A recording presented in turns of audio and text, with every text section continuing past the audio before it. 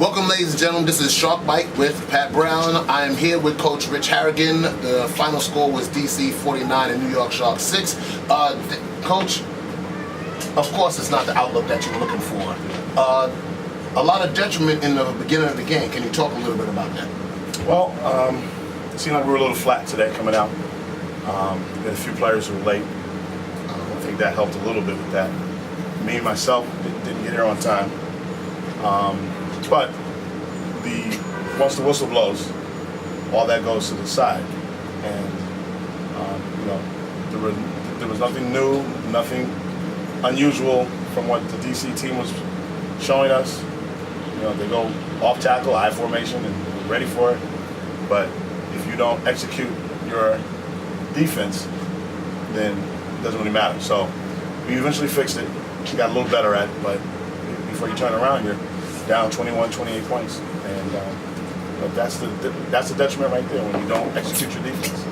Well, let's look at some statistical. We had 3 turnovers in the first half at halftime, and if you would just talk to somebody and say, hey, you know what? Team had 3 turnovers, you would either say that they were winning or the game was close, but we were down 4 touchdowns. So what do you attribute to having the turnovers but not transferring it into points? Well, this is what I said before, that the defense got it eventually, and they got a few turnovers. We're in pretty good field position. But again, we don't have this, our offense isn't built to come back 21, 28 points. Now you're looking at passing 9 out of 10 plays. There's no surprise to the defense. And give the DC team credit, they have a very strong defense. They have a lot of good veterans, good coaching.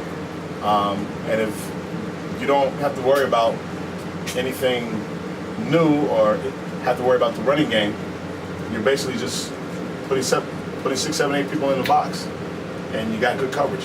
One thing I noticed that DC did was they brought the 2 safeties down, which they rarely do ever.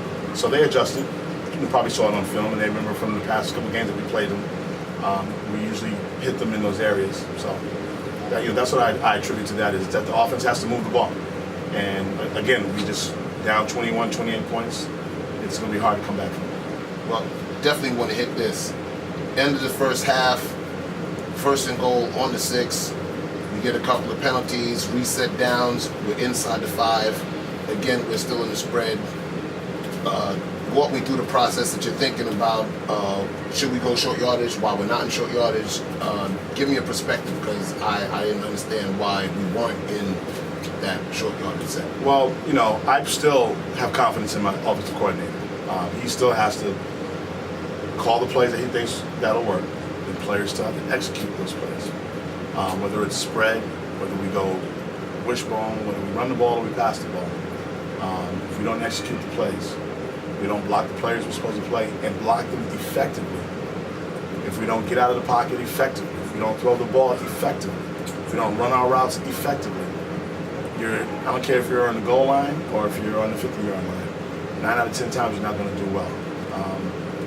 Like even on the wishbone play, coach your players up as much as you can to try to tell them to stay low, they run high, and you give yourself away. So, that's what we have to live with, and that's what we have to fix.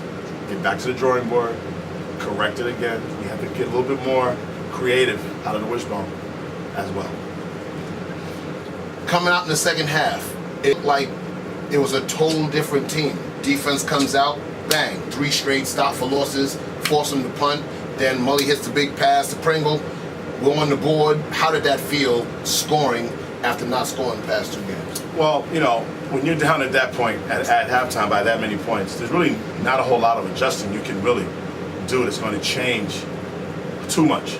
You need to get to the players directly, personally, and they have to take personal pride, and they have to play with a little more heart and desire.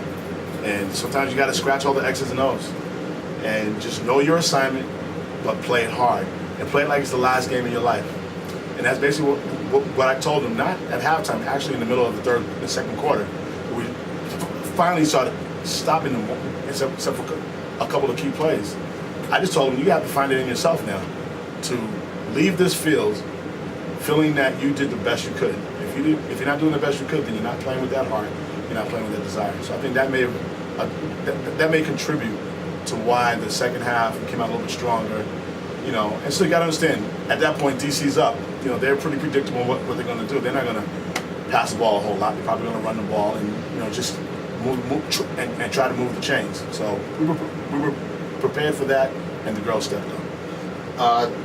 My partner Dave Maxwell, he said that as they were making the plays, he said he think that people got frustrated.